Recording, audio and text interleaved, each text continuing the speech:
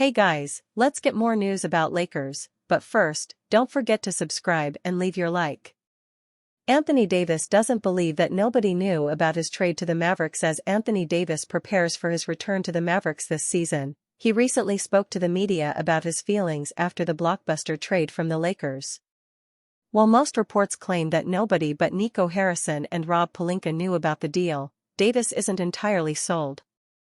Everybody's saying nobody knew and all this other sh*t. I just don't believe it, Davis said, via the LA Times. But, hey man, I'm past that. I'm ready to move forward with Dallas, try to get a championship there with these guys. Davis, 31, had spent 6 straight years with the Lakers and even helped them win the title in 2020. Alongside LeBron James, he was co-leading the team and he had plans to take over as the team's next leading star. Now, Davis will be working for the Mavericks and his first goal is to get back on the court with his team. First off, getting back on the floor and get ready to compete. All the emotions that sh*t lasted that night when it was just a shock. Davis was blindsided by the deal, as was Luka Doncic, who had reportedly wanted to spend his career in Dallas. Over a few weeks, however, private conversations developed into negotiations, which eventually led to the trade. To say it was shocking is an understatement to most people, but the idea that nobody but Nico and Rob Pelinka knew it was happening seems like a stretch. Lakers owner Jeannie Buss almost surely knew ahead of time, as her approval would be essential to Pelinka making such a risky trade. It also seems likely that LeBron James knew something was in the works. He and Davis have the same agent, Rich Paul, and have remained close friends after the trade. Plus, LeBron's word carries too much weight for the Lakers not to consult him on trading Anthony Davis, the defensive cornerstone of a championship team. Ultimately, we'll never know for sure how much thought went into the Luka Doncic trade.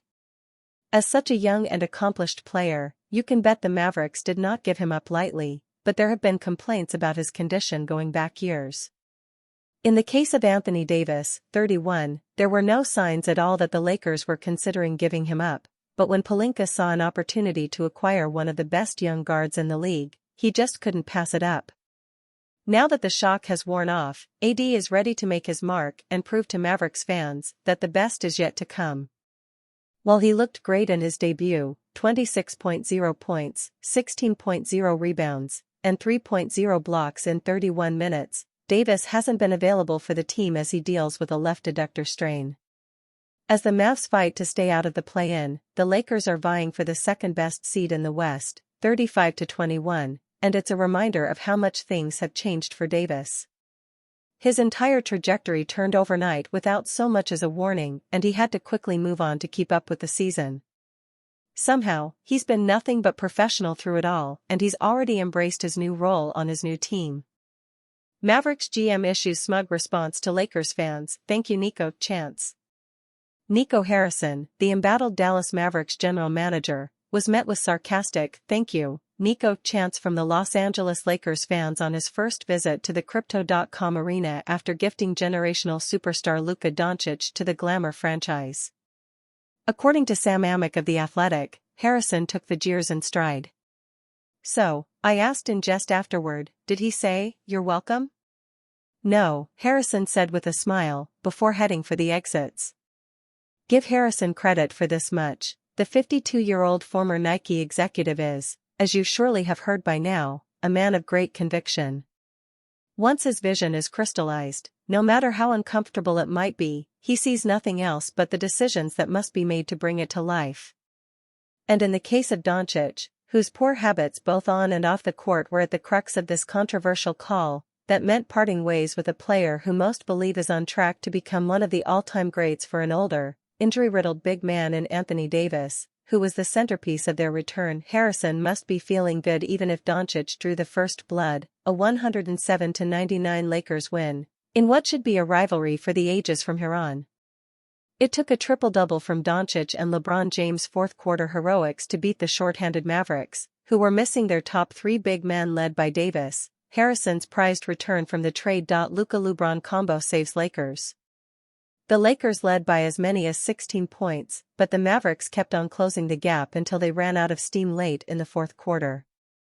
Doncic did not shoot well, going 6-4-17 from the field and 1-4-7 from behind the arc, but he submitted a complete game, 19 points, 15 rebounds, 12 assists, 3 steals and 2 blocks. James scored 16 of his 27 points in the fourth quarter to save the Lakers from what could have been an embarrassing upset to the undermanned Mavericks. A pair of three-pointers from Klay Thompson and Najee Marshall tied the game for the last time at 91. Then James took over, scoring 9 of the Lakers' last 16 points to seal the win. LeBron lauds Luka. It was an emotionally charged game from the start. Doncic hit his only three-pointer in the second quarter, then quickly turned to the Mavericks bench and roared. With his outside shot off for the majority of the game, Doncic went inside and tried to take advantage of the Mavericks' lack of interior size. He went 5 of 8 inside the paint. Doncic did not force the issue when his outside shots were not falling. He distributed the ball and organized the Lakers' offense that had the Mavericks scrambling on defense. Obviously, there's a lot of emotion that goes in when you give so much to a franchise and you sacrifice for a franchise and you have that type of love and respect for a franchise throughout all the journeys, James said of Doncic. They went to the finals, all that stuff. He's grown from being an 19-year-old kid to now a 25-year-old man with a family. And when you move on or they move on from you, it's very emotional, obviously. It's very taxing. Shaq's take on a potential Lakers/Nuggets playoff matchup is preposterous. Shaquile O'Neal is known for many things, but hard-hitting basketball analysis is not exactly one of them. He was one of the most dominant players in NBA history and had a larger-than-life personality to match. He has had no problem standing out since his retirement and his basketball takes aren't always great, but he brings plenty of entertainment and comedy value to TNT's Inside the NBA. As a former 3-time Finals MVP for the Lakers, O'Neal does offer a unique perspective when it comes to that team and being inside the locker room. He obviously has connections around the NBA to this day, and can occasionally offer some enlightening details that other, frankly better, analysts can't bring to the table. On Tuesday night, the Lakers faced Luka Doncic's former team, the Dallas Mavericks, and pulled out a tight 107-99 victory. Doncic had his first triple-double in a Lakers uniform, but the team showed some flaws and struggled to pull away from a very short-handed Mavs squad. During the post-game show on TNT, the desk was discussing the loaded Western Conference and how the playoffs will shake out. Shaq, Candace Parker, Vince Carter, and Jared Greenberg all seem to agree that matchups will be critical as there isn't a ton of separation after the Thunder. Shaq claims Lakers should rather face Nuggets than Rockets. But when pressed on the matchup conversation, O'Neal pivoted and claimed that OKC doesn't care about matchups because they are the 1 seed. He claimed that when you're the top dogs, the locker room isn't concerned with the teams below them as they are confident they'll be able to defeat all comers. Spurs at Rockets NBA game recaps for February 26, 2025, 9:30 p.m. Eastern Standard Time. Shaquille O'Neal is known for many things, but hard-hitting basketball analysis is not exactly one of them. He was one of the most dominant players in NBA history and had a larger-than-life personality to match. He has had no problem standing out since his retirement and his basketball takes aren't always great, but he brings plenty of entertainment and comedy value to TNT's Inside the NBA. As a former 3-time Finals MVP for the Lakers, O'Neal does offer a unique perspective when it comes to that team and being inside the locker room. He obviously has connections around the NBA to this day, and can occasionally offer some enlightening details that other, frankly better, analysts can't bring to the table. On Tuesday night, the Lakers faced Luka Doncic's former team, the Dallas Mavericks, and pulled out a tight 107-99 victory. Doncic had his first triple-double in a Lakers uniform, but the team showed some flaws and struggled to pull away from a very short-handed Mavs squad. During the post-game show on TNT, the desk was discussing the loaded Western Conference and how the playoffs will shake out. Shaq, Candace Parker, Vince Carter, and Jared Greenberg all seem to agree that matchups will be critical as there isn't a ton of separation after the Thunder. Shaq claims Lakers should rather face Nuggets than Rockets. But when pressed on the matchup conversation, Oneal pivoted and claimed that OKC doesn't care about matchups because they are the 1 seed. He claimed that when you're the top dogs, the locker room isn't concerned with the teams below them as they are confident they'll be able to defeat all comers. Then the conversation pivoted to the Lakers, and Shaq used them as an example to make his matchups point, but did so in an insane way.